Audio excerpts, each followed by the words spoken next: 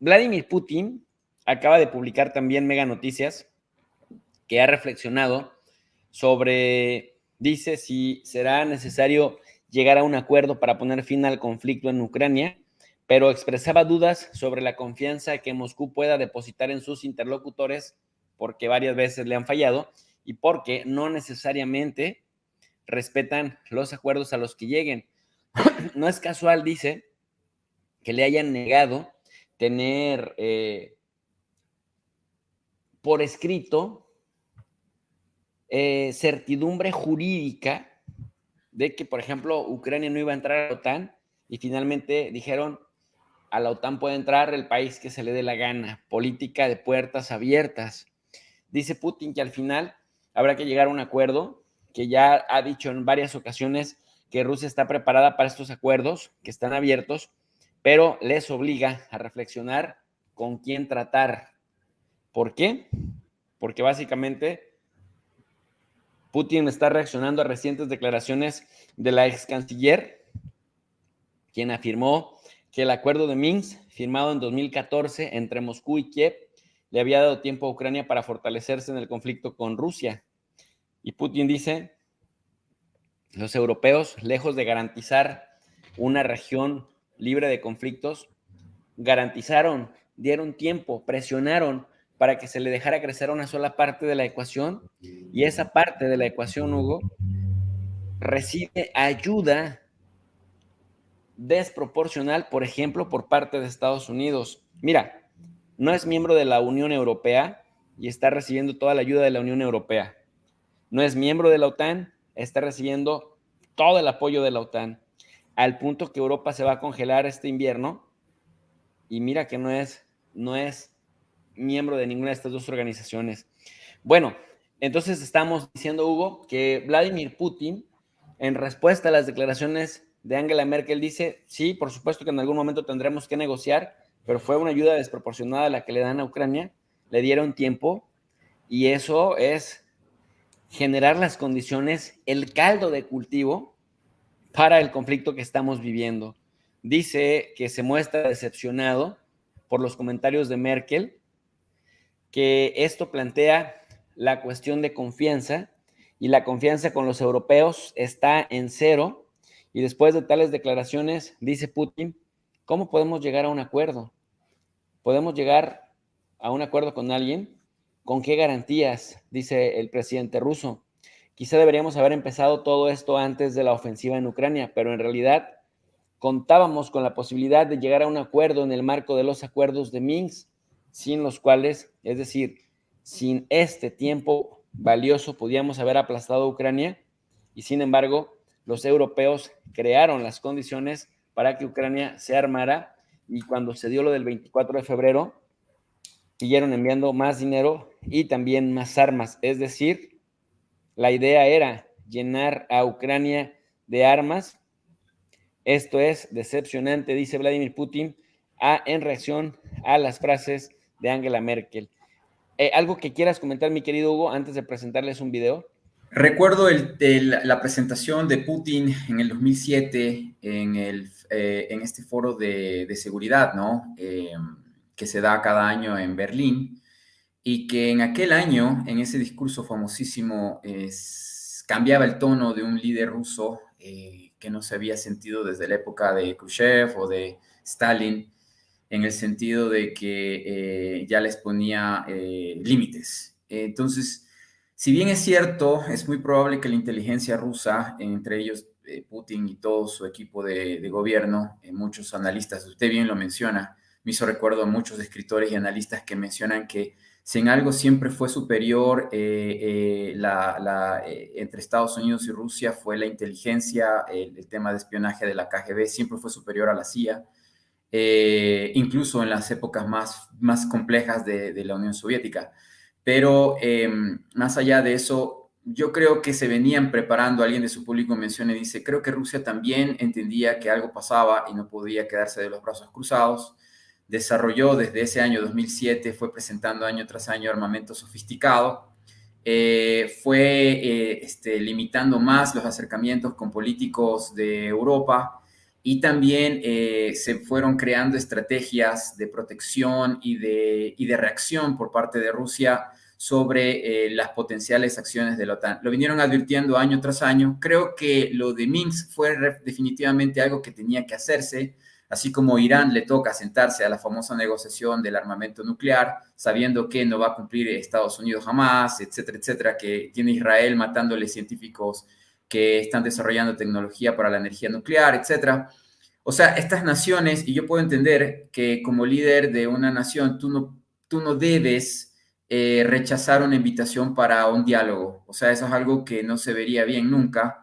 Entonces, obviamente, Putin le tocaba ir. Ahora, creo que en estas épocas Putin jamás iría a una reunión con estos personajes, mandaría a Lavrov, mandaría a cualquier representante de la Cancillería, a Zaharova, por ejemplo, mandaría a otras personas, mientras que Putin sí iría a Arabia Saudita, sí iría a China, sí iría a Irán, incluso tal vez se daría el tiempo para volver a aguantárselo a un Erdogan, que lo manosea, se le acerca, lo abraza.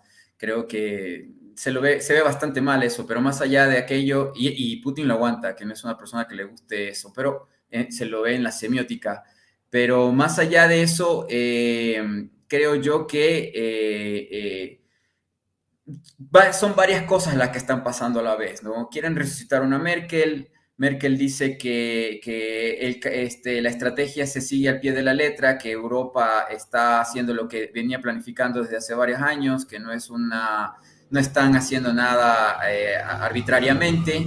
También el día de hoy, como menciono, Borrell y toda la Comisión Europea están pidiendo armamento, están pidiendo que el presupuesto que es para rescatar a los países por el tema COVID, los fondos de recuperación de COVID se utilicen para armamento y para armar la zona más beligerante y militarista, invasiva, agresiva, genocida del planeta, porque Europa cuando se arma y se dan entre ellos o si no le dan a otros, es la zona más caliente del planeta, es mi opinión, es lo que dice la historia.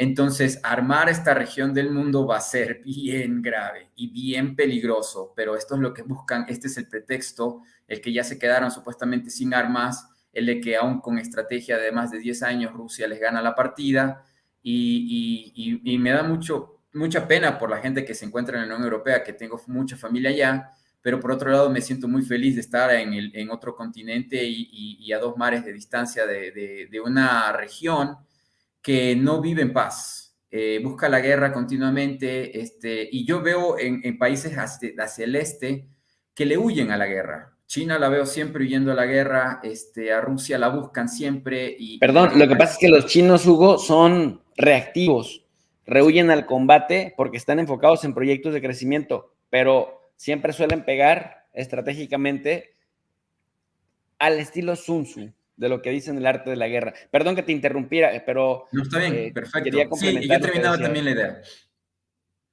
Esa era la idea. Y lastimosamente veo que para Europa se viene, y no me refiero para estos líderes, me refiero para el pueblo, para la sociedad civil. Si hubo un desarrollo hacia la sociedad del bienestar, si hubo estados que permitieron dar salud, dar bienestar, sacar de la pobreza a mucha población europea, fue durante esta época de pacificación, después de Bretton Woods, en la que la Unión Soviética incluso se replegó. O sea, todos buscaban un momento de nuevo regresar a la guerra, a la Gran Guerra Europea, ¿no? Incluso Rusia le pesa mucho la Gran Guerra Patria, puso muchos muertos. Entonces, si hubo una época en que se vivió una época de amor, se podría decir, de vivir, de crecimiento, de desarrollo, donde surgieron los Lamborghini, surgieron los Ferrari, surgieron lo mejor de BMW, de la Volkswagen, donde se vio opulencia y que el europeo común podía tener un auto decente, una casa, seguridad social, jubilación. Esa época, europeos, con estos comentarios de estos dirigentes, si empiezan a armarse, se va a acabar. No les va a quedar nada. Ya tienen hiperinflación.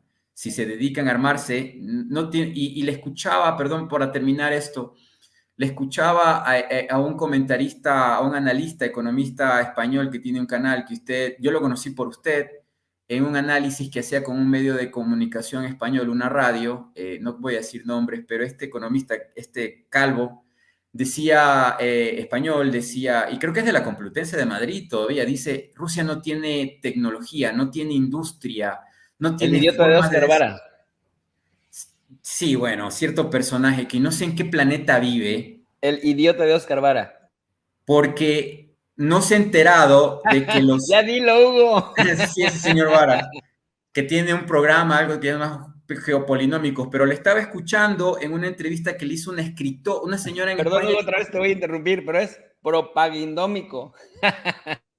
y salen en un medio de comunicación de una española que escribe libros también, porque me tomé la molestia de buscar sus perfiles, y dicen ambos que Rusia no tiene industria, que solo se dedica al petróleo, como dicen los estadounidenses, cuando hasta los mismos estadounidenses saben en la NASA que no han podido superar a los Soyuz, las naves espaciales, los cohetes que lanzan las mejores cargas, son los que más cargamento llevan al espacio y los estadounidenses siguen buscando una forma de poder enviar personas y material, equipos o satélites al espacio y han metido un montón de dinero en compañías privadas como la de Musk.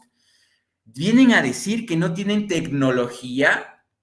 O sea, yo no sé en qué parte, yo entiendo que España es el extremo de Eurasia, pero por favor, o sea, los europeos creo que incluso en niveles académicos de ese nivel les hace falta mucho recorrido. Y el programa empezaba hablando del hombre diciendo que había conocido Rusia en la época de la caída de la Unión Soviética, ¿no? Y parece que no conoce Moscú o San Petersburgo o se fue a un campo, a un pueblito, porque hablaba de gente que tomaba vodka como agua y que solo se alimentaba de hierbas verdes, amargas. O sea, la rusofobia llega a la estupidez y definitivamente Europa está yendo por un muy mal camino, no solamente en lo político, sino también en lo académico. Y nuevamente me da mucha pena por familia que tengo, de mí, de mi señora, o sea, tengo familia en Alemania, tengo familia en Italia, tengo familia en España, o sea, es muy complejo el tema y la verdad me da mucha pena. O sea, es un siglo devastador para Europa, lo digo sinceramente. Y ese ego, esa egolatría, ese eurocentrismo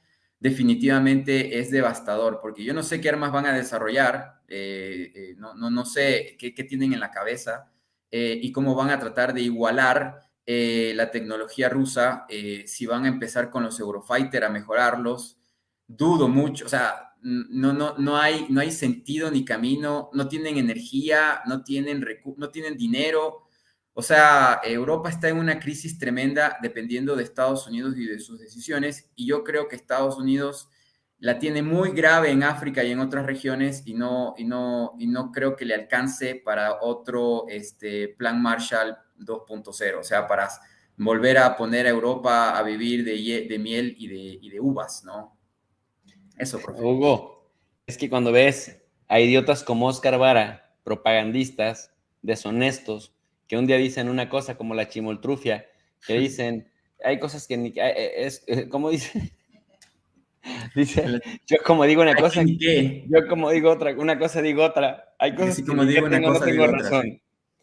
Y en lugar de que se llame Geopolynomics, debería ser Propagandinomics, porque, ¿cómo es propagandista? Y termina siempre diciendo, Putin es el responsable. Sí, güey, Putin es el responsable. Putin es el responsable. O sea, todo se resume a que Putin es el responsable.